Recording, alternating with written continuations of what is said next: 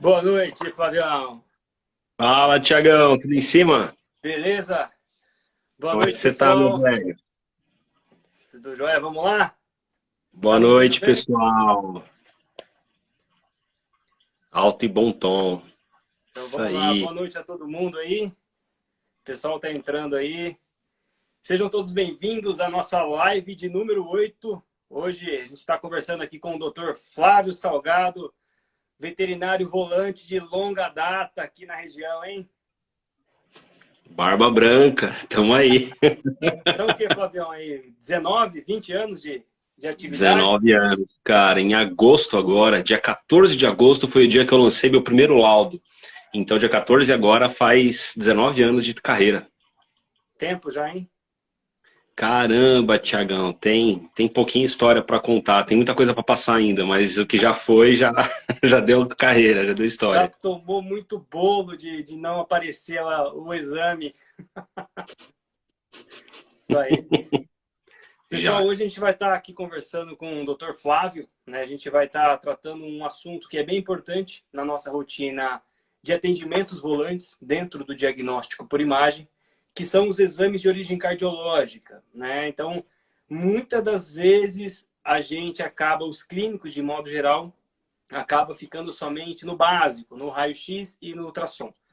Esses exames, eles são limitados, tanto o ultrassom quanto o raio-x são exames tidos como exames complementares. E a gente precisa de outras modalidades diagnósticas, modalidades que, por vezes, muito mais, né, tem uma certa especificidade, como, por exemplo, o ecocardiograma, a tomografia computadorizada, a ressonância magnética, são exames que requerem um pouco mais de detalhes, né? Então, hoje eu trouxe aqui o Dr. Flávio, que é o responsável aqui na região por fazer grande parte da rotina de ecocardiograma e outros exames cardiológicos. E eu quero agora que o Dr. Flávio se apresente aí, conte um pouco da sua história para a galera aí. Claro, com o maior prazer, Thiago. Mas antes queria agradecer aqui e deixar o meu agradecimento pelo convite. É um prazer aí falar para todos vocês, falar um pouquinho, acho que primeiramente da nossa história, né, Tiagão? As pessoas Sim, se reconhecem muito pelas histórias e muitas vezes o nosso palco ele só aparece, mas ninguém viu nossos bastidores, né? verdade. Então, só contando um pouquinho da história, como eu falei aí no início, são 19 anos de carreira. E vamos lembrar que lá nos anos 2002, 2003, que foi a época que eu saí para o mercado e resolvi começar com a parte de ultrassom, a minha especialidade é imaginologia, né? E aí depois eu fui cair dentro do mundo da cardiologia, mas no início, lá no início, eu trabalhei muito como ultrassonografista volante, né? Como imaginologista. Então imagina, nos meados ali dos anos 2000, 2002, 2003, não existiam as especialidades, especializações na medicina veterinária como tem hoje. Hoje, qualquer clínico que recebe um oftalmo, um odonto, um onco na clínica, e o cara fala, ó, eu vim deixar meu cartão e oferecer meu serviço, o cara já sabe que ele vai atender com hora marcada, que ele vai instituir a tabela de preço, já sabe as indicações. Mas lá em meados dos anos 2000, o clima que eu era recebido nas clínicas não era um clima tão amigável, né? Eu entrava na clínica com um cartãozinho para fazer ultrassom, o veterinário me olhava, era naquela época que o veterinário fazia tudo, né? Então, ele olhava e falava, pô, mas você faz só ultrassom, cara? Eu falo, só ultrassom. Você pode me chamar que eu venho aqui, atendo seus clientes, libero o laudo depois e a gente pode formar uma parceria. Não, você tá brincando. Você deve ter uma clínica ali do lado e você tá vindo roubar meus clientes. Você não vai mexer no meu sistema, né? Você vai mexer no meu computador, né? Não. Então eu tinha que ficar me provando o tempo inteiro. Então não era igual hoje, né? Que uma pessoa faz um curso, compra um aparelho, se capacita, sai no mercado e isso já está frisado, né? Naquela época era uma luta, realmente faz um exame num dia, fica dois sem fazer, aí bate de porta em porta, entrega cartão, oferece, né? Imaturo de negócio, às vezes caía na lábia de alguns espertalhões, então a gente vai aprendendo bastante, né? E foi assim que eu comecei, cara. Foi dessa forma. Foi em meados aí de 2002, 2003, com a parte de ultrassonografia. E a parte de cardio, cara, eu vou ser bem sincero para você. Eu nunca me imaginei fazendo isso. Porque o meu regalo é imaginologia. né? Então eu gostava de estar nos bastidores ali, trabalhando com ultrassom, trocando ideia com radiologista. E depois de 10 anos fazendo isso, eu ficava um pouco frustrado de liberar um laudo de ultrassom assim, fígado aumentado, vasos hepáticos congestos, ascite, né, líquido livre, toma um laudo clínico. Ele olhava e falava, pô, beleza, Flávio, o que eu faço com isso? Manda pro cardio, vai pro eco. Isso aí é uma ICC. E aí, cara, passando os anos, eu ficava assim, puta, podia ajudar mais, né? Podia ter ido mais longe, mas aonde eu vou? O máximo que eu vou manda pro cardio. Ele resolve lá com o ICC que você tá aí na mão. Só que aí, cara, os clínicos começaram a me perguntar assim, Flávio, você não faz eco? Teu aparelho de ultrassom aí não faz eco? Eu falava assim, pô, mas o ecocardiograma, ele é um ultrassom, só que ele é uma metodologia totalmente diferente de uma avaliação. Mas no princípio, a grosso modo, ele é um ultrassom do coração. Então ele falava assim, pô, mas já que é um ultrassom, cara, você não consegue fazer aqui? Porque a cada 10 animais que eu mando pro laboratório, 5 voltam com o laudo na mão. Se você fizesse aqui igual ao ultrassom, vixe, eu levaria esse número para 8. Quando a quinta clínica me perguntou, eu falei, porra, Thiago, tem alguém que não tá abraçando esse mercado, eu vou ver qual é que é. E eu sou muito assim. Eu falo que eu sou desbravador, minha esposa fala que eu sou inconsequente. Eu Qual cheguei. empresário não é inconsequente, às vezes? Pois é, cara. O que eu fiz? Eu comprei um curso de eco, porque até então eu tinha minhas crenças limitantes. Eu tinha na cabeça que quem faz eco é cardiologista. É uma crença limitante, né? Mas acaba virando como uma regra isso, né? Só que aí o que eu fiz? Eu falei, eu não conheço nenhum cardiologista para conversar. Porque naquela época também já não tinha tantos no mercado. Tinha, mas eu não tinha acesso a eles. Eu falei, quer saber, eu comprei um curso básico de eco, que normalmente eram módulos, né?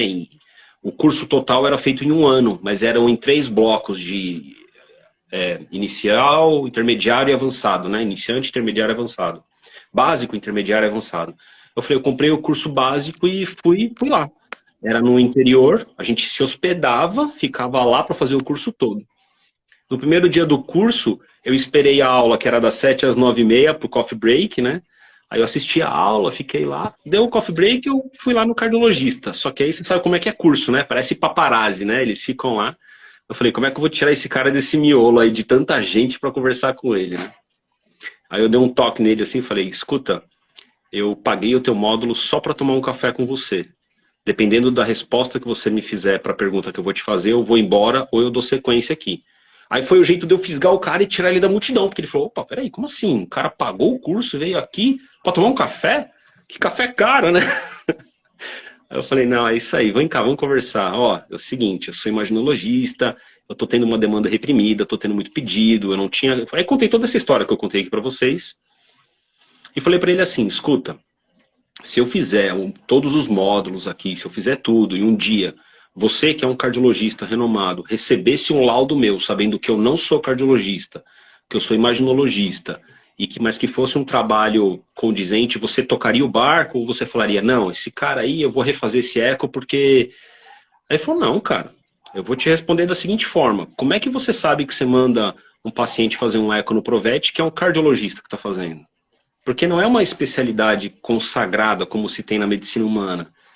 E aí eu falei, não sei. Eu falei, como é que você manda pro diagnóstico, pro IV, aí você sabe que é um cardiologista? Não sei. Então, cara, faz bem feito que sim, eu toco. E tanto é que eles tocam até hoje. Muitos clientes que vêm para mim e acabam precisando passar, vão lá com eles. Então eu tenho um muito bom relacionamento com eles e foi assim que eu comecei. Então fiz aí o módulo, já engatei. Depois de 10, 11 anos fazendo ultrassom, eu levei mais 2 anos e meio de curva de aprendizado para fazer eco e me envolver com a parte cardiológica geral. E de lá para cá foi assim que aconteceu. Então, hoje ainda no mercado, como atuante, eu ainda faço, né? Toda a parte de ultrassonografia e a parte de, agora voltada para a parte de cardiologia, né? Uhum. Legal. Todo mundo tem uma história, né? Todo veterinário que se preze, que vai empreender no mercado, que vai começar, tem que se desafiar e acho que talvez o principal ponto é se encontrar, né? Eu me formei, né, em 2018, né, em agosto de 2018, e Quando eu estava para me formar, eu queria trabalhar com cavalo, sempre foi o meu sonho, né? Sempre foi a minha vontade, eu estudo da faculdade, vou trabalhar com cavalo. E aí, num dia, num estágio lá da faculdade, com cavalos, no Instituto Butantan, eu vi um cara chegando com equipamento puta, legal ali, todo high-tech, fez a imagem saiu na tela e deu para ver toda a anatomia óssea do cavalo ali, que na parte de radiografia somente para sistema locomotor. Aí eu falei, nossa, esse negócio é legal, isso me agrada, né? E isso é muito importante e durante todo o meu processo, né, de tentar me descobrir o que eu queria fazer de especialidade, né? Porque eu acho que todo mundo que se forma como veterinário tem que atuar um tempo como clínico, tem que aprender a rotina, tem que entender como que é para depois você escolher uma especialidade e seguir adiante, né? Eu já estava nessa fase de escolher a minha especialidade e foi aí que eu me apaixonei pelo diagnóstico por imagem, coisa que eu também jamais imaginaria.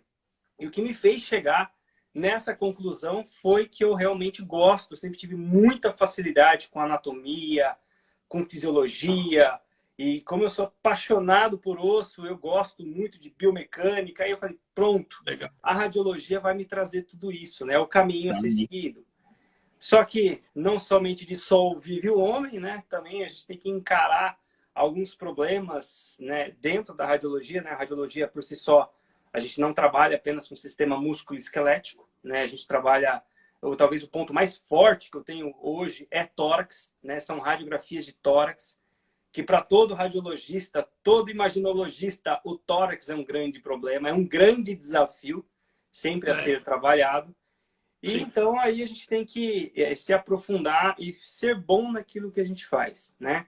Você pode ser bom, né, em uma determinada categoria, como por exemplo, eu sei todas as inserções musculares, tendões, ligamentos, mas tem alguns déficits em alguma coisa, né? Tem os meus pontos fracos e é em cima dos pontos fracos que a gente vem trabalhando, né? E esse é o objetivo das nossas lives, né? Trazer aqui especialistas que agreguem, né, dentro da imagem como um todo, a fim da gente discutir sempre o melhor caminho, a melhor conduta, né? A gente vai comentar durante a live, mas dando um spoiler aqui, né? Geralmente o clínico identifica aquele animal que está tossindo, que tem uma tosse congesta, né? Que tem uma tosse produtiva, e ele faz uma ausculta, ausculta um sopro cardíaco, vamos fazer uma radiografia de tórax. Aí entra em contato com a gente faz uma radiografia de tórax e encontra um coraçãozão globoso, né? Dentro da radiografia, né, dentro da análise cardíaca, a gente tem várias técnicas, várias subclassificações que a gente consegue fazer um diagnóstico, mas não é um diagnóstico preciso, né? Ele acaba sendo, né, um exame de triagem para saber aonde que o clínico vai tomar as próximas condutas. E aí que a gente pensa já de antemão num ecocardiograma pensando nesse caso, né? Eu queria que você me falasse um pouco mais sobre a sua rotina de eco, como que é a incidência das doenças que você mais encontra. Na minha rotina, né? Geralmente eu pego coração globoso e edema pulmonar, né? Essa é a característica. É isso. Tiagão, excelente colocação, excelente introdução sua sobre esse tema, porque, como você mesmo falou, são exames complementares, né? Então, eles se intercomunicam e eles estão ali para resolver o problema do clínico. Então, não existe um exame melhor do que o outro. Existe, sim, a complementação entre eles. E isso que você falou é uma verdade. Eu trabalho muito com radiologistas porque realmente essa parte aí torácica não tem como não falar de um raio-x e um eco como coadjuvantes nessa história, né? Rotina clínica, Thiago, realmente no início imediato são aqueles cães que tossem bastante, que tossem até de madrugada, que incomoda o tutor, seja pelo tutor não conseguir dormir, ou pela aquela olhar o animal e ver, pelo amor de Deus, ele não para de tossir. Então as tosses realmente são um chamado muito grande, acho que tanto para a radiografia quanto para o eco, e muitas vezes está aí uma nova especialidade surgindo na veterinária, que já não é tão nova assim, que é a pneumologia, porque também nem tudo que tosse é cardíaco, é coração, né? A gente tem muito hoje, Thiago, em questões de gatos, as cardiomiopatia hipertrófica. Então, isso tem uma incidência muito grande. Em cães, a gente não pode deixar de falar das insuficiências de mitral e tricúspide. Isso elevando as pressões, né? Pressão sistêmica e pressão pulmonar. Isso tem acometido bastante. Eu acho que quanto mais a gente vai entrando nos modismos de raça, mais a gente vai tendo as doenças específicas. Então, existiu-se o tempo aí onde era a época do Poodle e Maltês. Então, a gente tinha umas doenças específicas. Hoje que a gente tem muito Spitz, muito York, muito Shih Tzu, aí começam a ter outras, né? Então, quanto mais específicas as raças, mais específicas vão sendo as doenças, mais exigentes vão sendo as demandas, né? Então, basicamente é isso, né? A medicina intervencionista tem acontecido bastante, Thiago. Então, por exemplo, aquele animal que tem tumores em mediastino, tumores, né, dentro do tórax,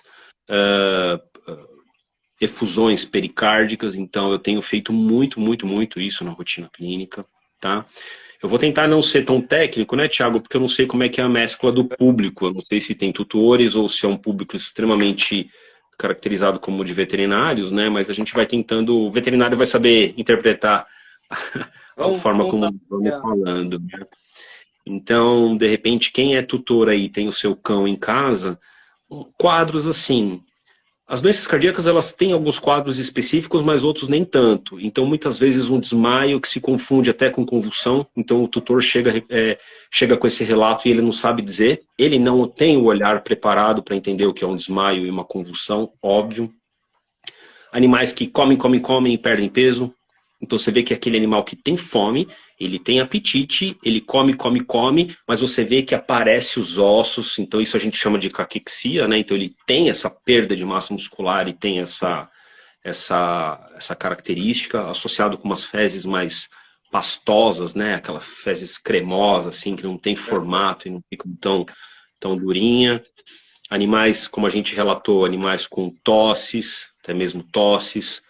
Então, são essas as nuances que a barriga abaulada, né? Então, às vezes vem com ascite, né? Uma barriga d'água, porque aí é decorrente também de um problema cardíaco. Então, isso é a nossa maior rotina. Nossa maior demanda é o arroz com feijão que a gente tem no dia a dia.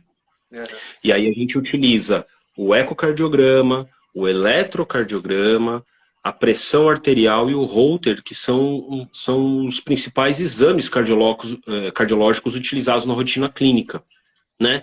Para quem não sabe, só esmiuçando um pouquinho aqui, o ecocardiograma, como eu falei no início, ele é como se fosse realmente um ultrassom do coração, com uma metodologia de estudo de fluxos sanguíneos, né, de hemodinâmica.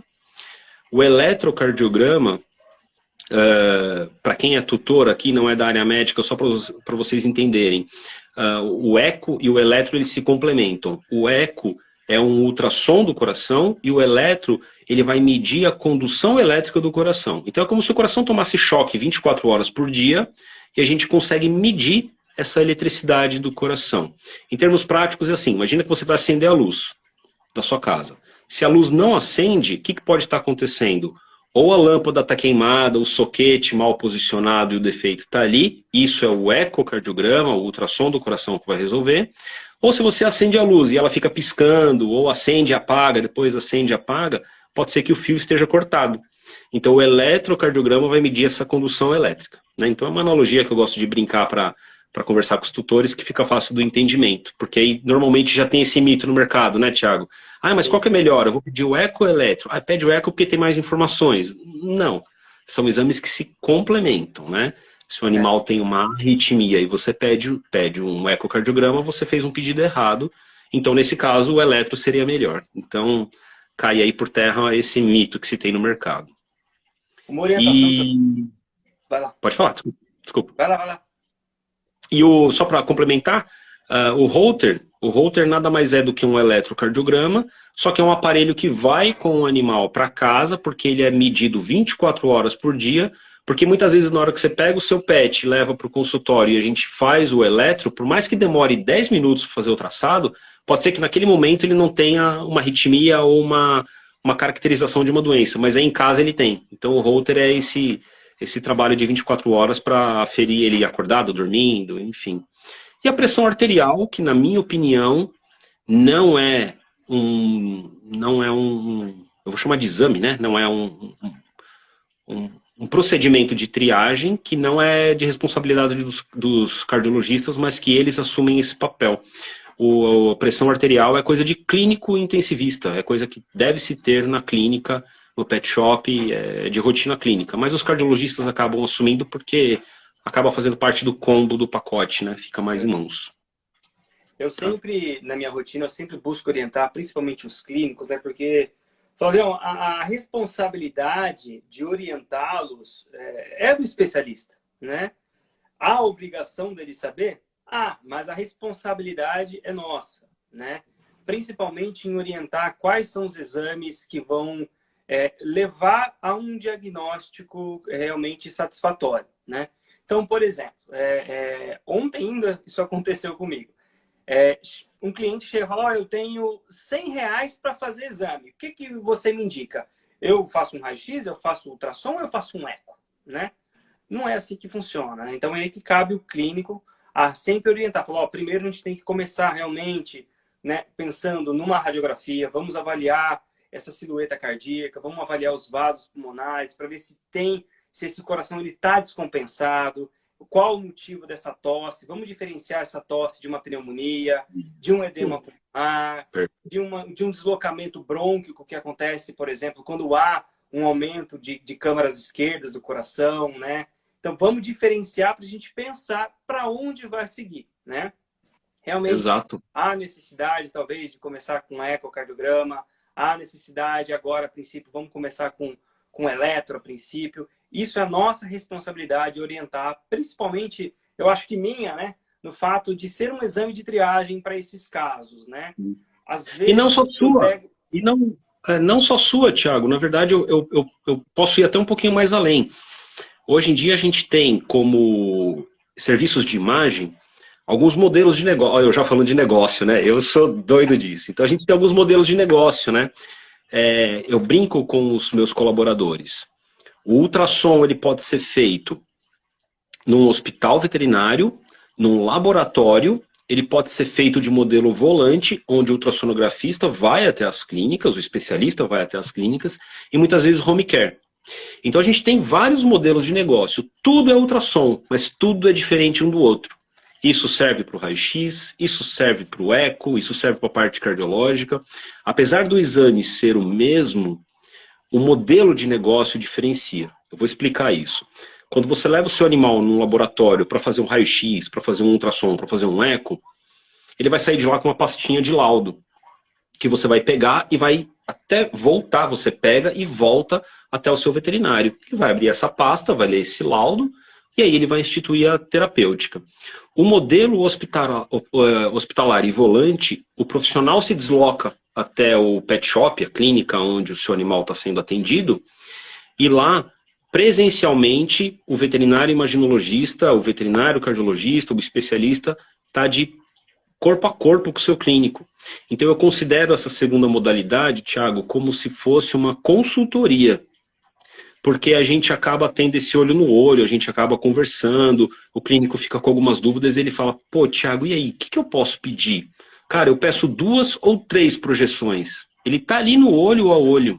E muitas vezes, como ele é um clínico generalista, ele sabe de tudo, mas não especificamente de tudo. Né? Ele sabe de tudo um pouco, mas não especificamente de uma parte. Então a gente está ali para dar esse apoio. Então, apesar do ultrassom no laboratório ter uma demanda, o ultrassom na clínica tem outra, o do hospital ainda tem outra e o home care uma outra. Então, apesar de ser tudo exames, é tudo diferente. Então eu vejo que hoje tem essa necessidade dessa consultoria, dessa curadoria dos profissionais volantes. E é uma responsabilidade muito grande. Sim. Né? Sim. Então, volto a dizer aquilo. Isso. Eu acabo fazendo um diagnóstico de, por exemplo, uma massa mediastinal, que ela é confundida com, que já acaba gerando um desvio de traqueia, de compressão de brônquios principais. O animal tem estímulo de tosse e o problema não é o coração, né? Uma massa no mediastino E a melhor conduta nesse caso é uma tomografia para tentar identificar, fazer uma citologia guiada. Então, nem tudo que tosse é coração, né? Nem tudo que tosse é coração. Nem tudo que tosse é coração. Então, os exames de triagem são importantes, né, para a gente definir o caminho a ser seguido, né? E também, não somente fazer o exame por si, mas dar sequência ao tratamento, dar sequência às demais rotinas, né? Então, não é porque... a gente não está falando que primeiro faz um raio-x, depois faz um eco, né? Não tem essa ordem. Essa ordem quem define é a sintomatologia, é a clínica do animal, né? Sim. E é aquilo que o veterinário clínico geral tem que estar preparado para saber indicar qual conduta tomar. E como o Flávio falou, cabe a nós orientá-los e ampará-los nesse quesito das tomadas de decisão. Isso é muito importante, tá? Tô vendo que o pessoal está mandando algumas perguntas aqui, ou falando alguma coisa aqui. Flávio, no finalzinho a gente abre aqui para perguntas. Se você tiver alguma pergunta, alguma dúvida para mim ou para o Flávio, manda aqui embaixo, que no final eu vou subir aqui e a gente vai trocando uma ideia depois. Perfeito. Nosso papel é esse, educar, instruir e agregar o que puder. É isso mesmo. Seja para tutor, seja para veterinários, colegas. Sim. Flávio, eu queria que você falasse sobre a questão, né, do procedimento, da execução do exame de ecodoppler, né? Como ele é realizado, quais os cuidados que o clínico deve estar orientando o tutor desse animal no preparo, se há algum preparo específico, tanto do eco quanto dos demais exames cardiológicos que você faz na rotina. Porque, para mim, né, é comum chegar um bulldog inglês extremamente dispineico, né, onde a gente tem que manipulá-lo, ele, querendo ou não, a gente tem que fazer um jiu-jitsu com o animal para poder posicionar, e isso interfere muito na qualidade do exame em si, né? Então, por exemplo, um animal dispineico com uma respiração muito ofegante gera, para mim, artefato de imagem que compromete a qualidade do meu exame. E no ecocardiograma, o que você recomenda aí de preparo, de toda a execução dos exames? Vamos lá, Thiago. Muito bem colocado aí, porque a tua especialidade ela é diferente da minha em todos os sentidos. Você precisa deitar o animal, esticar, deixar ele esticadinho, fazer a projeção e aí você larga ele. A modalidade de eco, não. A gente não precisa tracionar, não precisa segurar tanto, mas ele é mais demorado, porque a gente faz ultrassom do coração, né? Então vamos lá, não existe nenhum preparo prévio para os exames cardiológicos. O que a gente recomenda é o seguinte: suponhamos que você marcou um exame para ser feito, uma avaliação do seu pet às 2 horas, mas você se programou para chegar às 2 horas.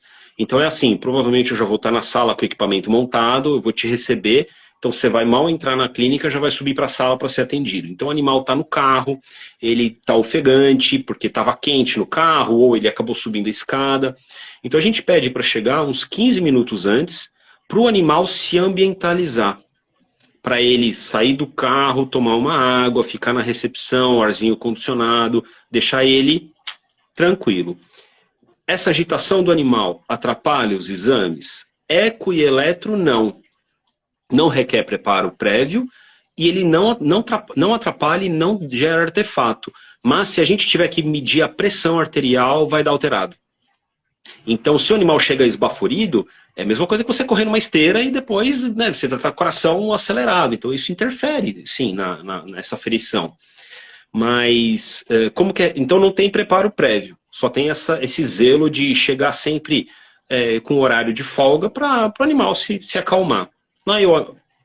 Bom, o animal que mais gera problema é isso que você falou, são os braquiocefálicos. O que é braquiocefálico? São as raças que têm o narizinho lá para dentro.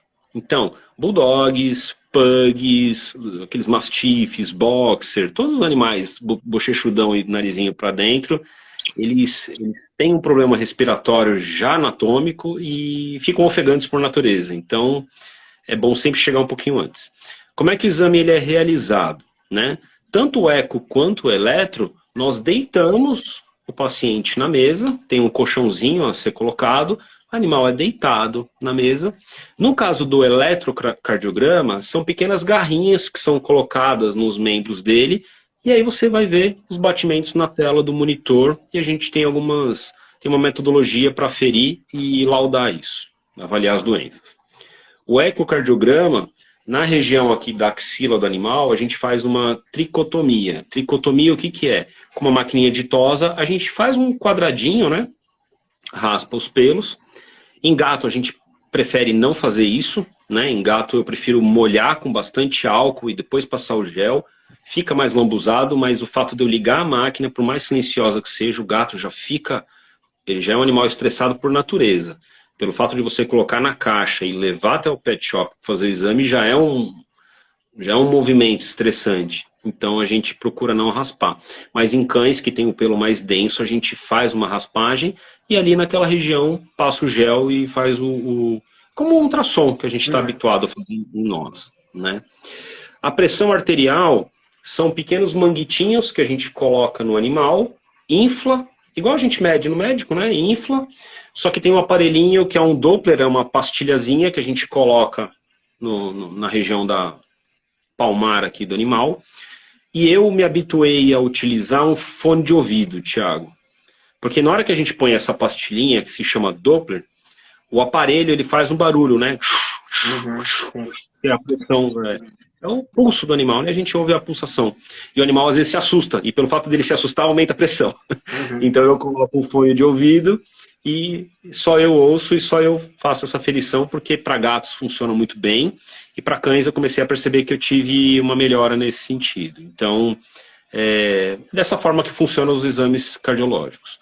O Holter, como eu falei para vocês, é como se fosse uma caixinha onde a gente coloca esparadrapo no peito do animal e ele vai para casa, fica 24 horas, aquilo fica medindo, depois ele retorna para ser laudado. Então, basicamente, é assim que funciona a dinâmica dos exames, né? Respondendo mais diretamente a sua pergunta, não tem nenhum preparo prévio, mas é interessante chegar uns 15 minutos antes para o animal se ambientalizar e não ficar muito agitado para a hora de realizar. Eu sempre oriento, né, os clínicos que eu atendo que, frente a uma suspeita de origem cardiológica, de um problema cardiológico por si só, uma radiografia ela pode ser prejudicial, né? Então, assim, por quê? Vamos colocar de novo esse exemplo desse animal, né? Um bulldog, animal braquicefálico. O bulldog ele é um animal mais gordinho, ele é um animal que, para nós posicionarmos ele numa posição radiográfica perfeita, requer muito manuseio, tem que dar uma certa brigadinha com ele ali, tem que... né? Então é difícil, né? É um exame que, por si só, ele é estressante. Então, nós temos que tomar alguns cuidados quando nós vamos fazer este exame. A minha conduta é o seguinte, né? Eu sempre pergunto para o clínico o que está acontecendo, né? Qual os sintomas que esse animal está apresentando, o que ele suspeita, né? Doutor, eu escutei um sopro, eu estou escutando o pulmão dele está crepitando, é uni, bilateral, ele está cianótico. Opa, então já acende aqui uma luzinha de alerta que eu tenho que tomar o dobro, talvez o triplo de cuidado em colocar esse animal na mesa, né? Não que o exame por si só, nós não vamos fazer o exame. A gente vai fazer o exame porque ele é essencial, mas tenho que tomar alguns cuidados, né? E o meu primeiro cuidado é na manipulação. Então, geralmente, eu, né, por hábito meu, por uma rotina minha, eu começo fazendo as imagens laterais. Então, eu deito o animal em decúbito lateral, né? Ele fica deitado, lateralizado na mesa. Faço a primeira exposição e depois eu viro ele, né, de barriguinha para cima, a ventro dorsal, e faço a outra exposição, né? Por quê? Porque animal quase nenhum gosta de ficar de barriga para cima, principalmente os felinos. Então, por ser um exame que uma técnica, um posicionamento mais estressante, eu prefiro fazer ela por último, que eu faço e o animal já vai embora. Certo. Nesses casos, eu prefiro fazer primeiro a imagem ventrodorsal, né? Né? Quando o clínico já me relata todo esse histórico, eu já não faço a ventrodorsal, né? Que quando a gente deita o animal na calha, né, ele fica com a barriga para cima, consequentemente, os lobos pulmonares, a traqueia, os brônquios principais, eles sofrem uma compressão porque o coração ele se desloca para baixo, né? Então eu prefiro fazer o inverso, eu faço a imagem dorso-ventral, né? A primeira a ser realizada, né? faço somente nesses casos, porque radiograficamente, esse posicionamento por si só, ele nos mostra algumas alterações fisiológicas, como, por exemplo, se o animal está nesse decúbito, né, de barriguinha para baixo, o diafragma ele já empurra, né, já desloca cranialmente o coração já sofre uma lateralização, isso tudo é fisiológico. Então eu não gosto de fazer essa projeção, mas eu faço nesses casos porque evita de deitar o animal de barriga para cima, evita a manipulação, ele já está numa posição de estação ali tranquilo e eu faço essa primeira exposição, né? Então isso já é um detalhe, né? Um pequeno detalhe que no final faz muita diferença, né? Porque às vezes a gente opta, não, eu quero fazer uma imagem perfeita, eu quero fazer uma imagem linda, vou deitar o animal na posição que tem que ser, porque a técnica é importante. Só que a gente esquece que o animal ele está em uma condição crítica, ele precisa do exame e nós temos que nos adaptar àquele momento, né? Não sei se no eco tem isso também. Tem, Thiago. Na verdade, assim, a gente sabe que tem alguns casos, principalmente em intensivismo, em UTIs, né?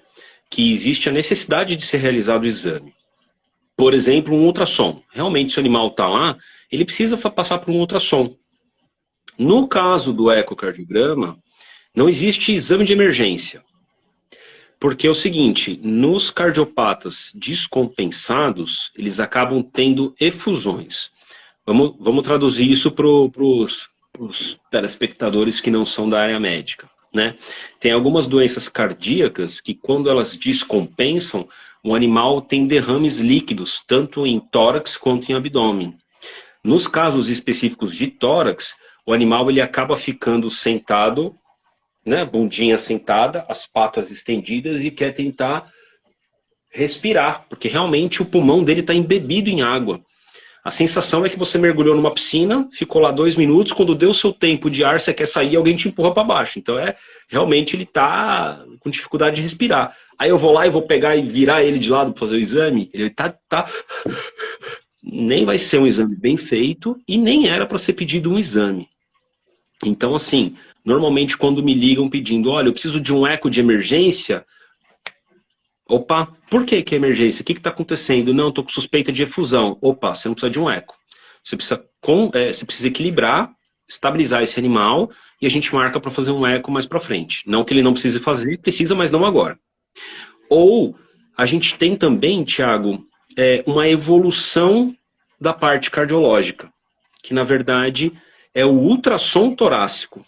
É uma modalidade teoricamente nova, de uns 3 anos para cá, que ela está sendo mais reconhecida, que é justamente para essa avaliação. Então a gente não faz uma avaliação cardíaca, a gente faz uma avaliação extracardíaca, ou seja, com ultrassom a gente corre o tórax, o animal pode ficar em estação, lembrando que ele está lá na UTI, está internado, então eu não preciso deitar, eu faço com ele em estação. Se na hora eu puder, eu também posso tentar fazer um eco beira-leito, mas nem todas as janelas, né, nem todas as posições que eu consigo avaliar o coração vão ser perfeitas. Só que como todo ímpeto, a gente prefere o feito do que o perfeito, né? Então, por mais que a gente esteja ali e não consiga estar em busca da imagem perfeita, a gente consegue já avaliar e dar uma luz e uma indicação para o clínico e para o intensivista, né? Então isso sim é possível, mas fazer um eco com perfeição, com exatidão no animal descompensado, eu acredito muito que um bom profissional é aquele que sabe quando não é hora de trabalhar. Sim. Né? Então não posso fazer mais mal do que bem. O ótimo é inimigo do bom, né? Então a gente tem que tomar muito cuidado. E você falando assim do animal em estação, eu inúmeras vezes já fiz. Esse é o benefício, né, do raio-x volante, que a gente pode dinamizar a placa e o emissor de várias formas. E eu já fiz exame de raio-x com animal em pé, né? Principalmente animais de grande porte, né? Labradores, goldens. Semana passada a gente atendeu um sheepdog, né, com um cachorro imenso, e a gente tem que, né, fazer com que esse animal fique em pé, ele fica parado, né? Aí o Matheus, meu auxiliar, segura o chassi atrás do animal e eu vou com o emissor e a gente faz o exame em estação. É o ideal? É o que diz no livro? É o que diz a técnica? Não. Mas, através disso daí, a gente já consegue pensar algumas coisas e tratar algumas condutas. Na teoria, a prática é outra, né? O que você falou, Flávio, é muito importante, porque às vezes o clínico ele esquece, né? Principalmente para mim, mas você fez só uma imagem, o raio-x é no mínimo duas, né?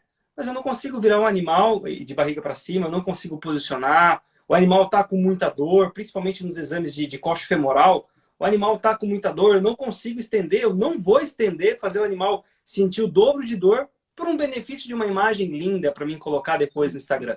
Não, isso daí eu tenho que respeitar, e eu acho que a gente como especialistas, principalmente da imagem, né, falando do raio-x, porque todo mundo, todo bom veterinário, bom médico que se preze, sabe identificar uma radiografia. Não tecnicamente, mas sabe ver uma radiografia bonita, né? Todo mundo já pegou aquela radiografia toda torta, né? Todo mundo sabe que algo não está certo ali. Então, às vezes, o melhor que a gente pode dar é realmente dar um diagnóstico de forma precisa, e aí é que entra a nossa experiência, né? O tempo de boleia é o que determina, às vezes, uma imagem mal feita, mas com um diagnóstico bem feito. É funcional, né? Você não é fotógrafo, né? É uma imagem funcional. Ela tem que estar apta a ter um diagnóstico assertivo. Sim. Você não pode comer bola, não pode dar um diagnóstico errado porque está mal posicionado, mas também não precisa ser imagem Photoshop, né? É uma imagem diagnóstica, né? O suficiente para você dar um diagnóstico, sim. E a gente tem as intempéries do dia, né? Sim. Tem esses casos de realmente animal agressivo, animal que não deixa fazer a contenção para o exame, fica se debatendo, sim. Na minha rotina prática, muito pouco a gente utiliza de sedação. Realmente a sedação, ela é utilizada, um exemplo clássico assim, Thiago. Chega o cliente com uma caixinha e um gato dentro, e ele fala assim, doutor, eu peguei ontem esse gato da rua, eu não conheço ele, eu vou adotar, estou vindo fazer os exames check-ups porque eu quero castrar, por exemplo, né? E estou vindo fazer a batalhada de exame. Então hoje a gente fez um mutirão aqui porque eu trouxe ele na caixinha, então a gente vai fazer ultrassom, vai fazer eco, vai coletar sangue e se a gente sedar para fazer esses exames, eu já entro com ele no centro cirúrgico se estiver tudo bem. Então já vira meio que o gato arisco, é um gato sem dono, é um malandrão da rua, então realmente ninguém vai pôr a mão, né? Então, nesses casos, sim, é utilizado a sedação. Outros casos normalmente são de bravezas, né? De periculosidade, para a gente manter aí a saúde. Mas em outros casos quase não se utiliza a sedação, né? Exceto os animais zoológicos, né? Não preciso nem falar que é básico isso quando a gente vai lidar com esse tipo de animais. Não sei se você já teve experiência com isso, mas normalmente é assim que tem que ser feito, né? São animais selvagens. Então é pela periculosidade mesmo, né?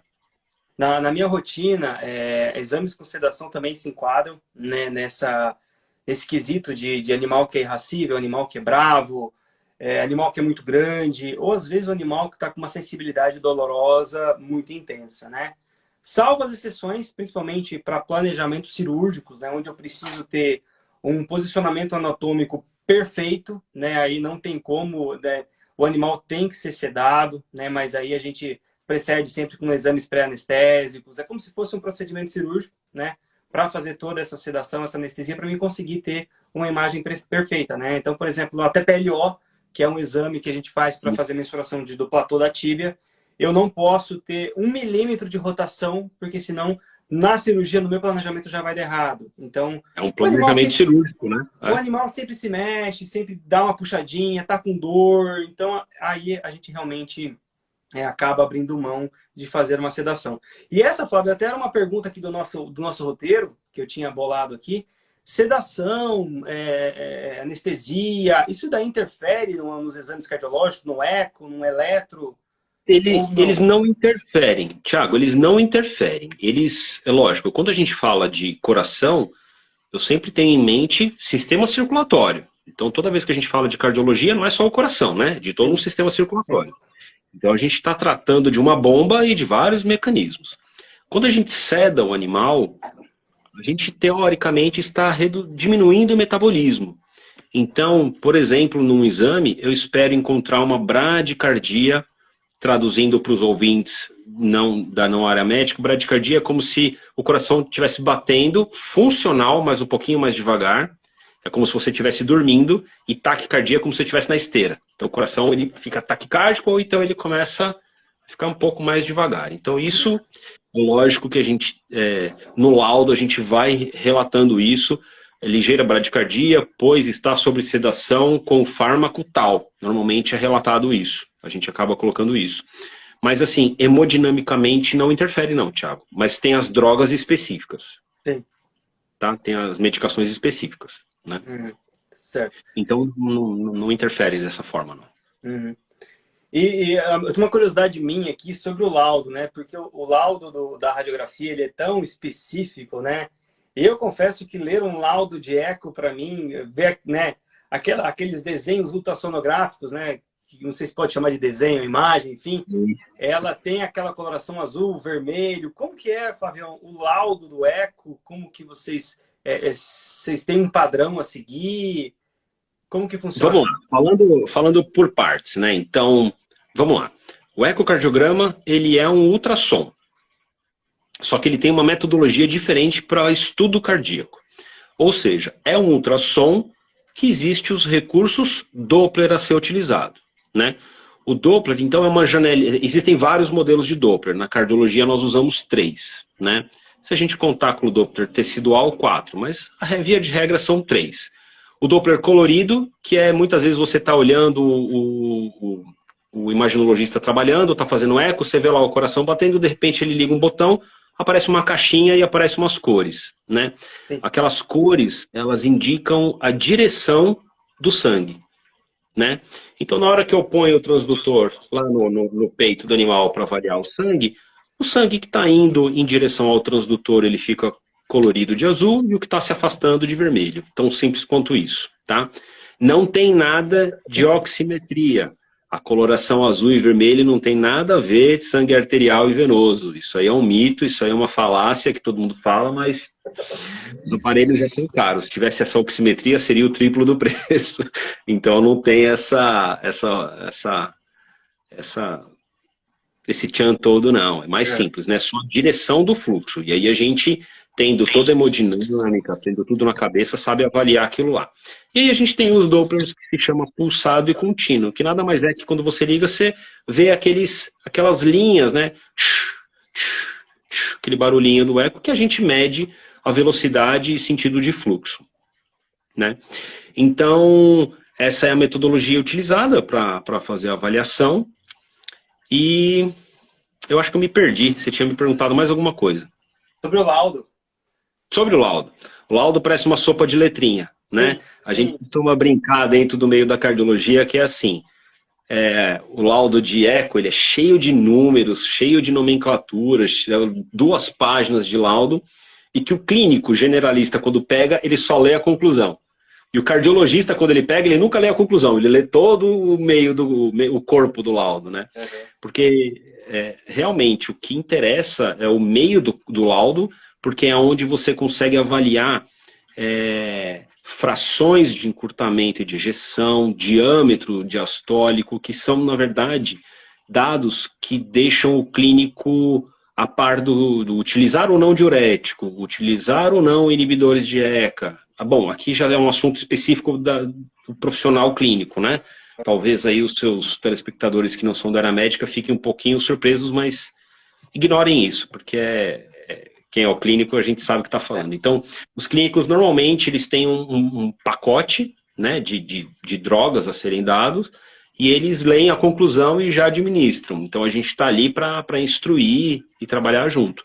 Quando é muito específico, nós mesmos da imagem recomendamos, olha, você não vai ter sucesso com essa terapêutica, talvez seja interessante. Ele é um animal borderline, ele é um animal que está ali um pouquinho que aconteça, ele descompensa. Eu acho que seria interessante indicar para um cardiologista, um especialista na área. Ou então a gente fala, olha, não, esse aqui é ele está estável, apesar dele ter um problema, ele está estável, você consegue tocar sozinho. Então, realmente porque tem muitos clínicos que são que são fuçados, né? A gente brinca, eles são fuçados. Então, eles entendem da parte de endócrino, entendem da parte de cardio, entendem de dermato. Então, esses aí, eles conseguem, né? Tem muito clínico assim. Mas tem aqueles que falam, puxa, Flávio, realmente eu não gosto de cardio, eu não entendo, eu não me sinto capaz. Cara, encaminha para um cardio, chama um cardio e passa a bola, porque você vai ter um pouco mais de sucesso, né? Então, realmente, o laudo, ele é muito específico. Quem não tem o olho treinado para as imagens e quem não tem, assim, o hábito de pedir o eco e o entendimento da leitura do eco, sim, ele fica desafiador a leitura, ele é muito desafiador, porque você tem que fazer a leitura e interpretar a hemodinâmica para escolher o medicamento. É diferente de um ultrassom abdominal, que você faz a parte clínica ou parte cirúrgica, você tem o resultado ali na hora, é sim ou não. Entre o sim ou não, o eco ele vai ter aí um degradê a ser feito. Legal. Flavião, a gente já está entrando nos 10 minutos finais aqui. Infelizmente, a nossa Vamos live para as perguntas. é só 1 hora. Eu falei para você, passa rápido.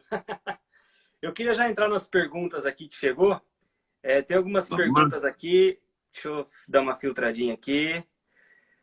Nem tudo que tosse é coração. Escuto isso sempre aqui em casa, né, Flávio? Estão falando aqui. Perguntaram também como se faz eco em um felino, né? Como deixar ele parado por mais de 5 minutos? Olha, na verdade isso é um assunto que dá pano para manga, né? Hoje existe a conduta pet friendly. Então a gente pede para chegar bem antes, como eu relatei no início. Quando eu recebo o tutor e o seu paciente, né, o seu animalzinho no consultório, com o gato, eu já falo assim, olha, eu vou conversar um pouco com você, eu não estou enchendo linguiça, eu vou conversar um pouco com você para o animal se acostumar com a minha voz, com o meu cheiro.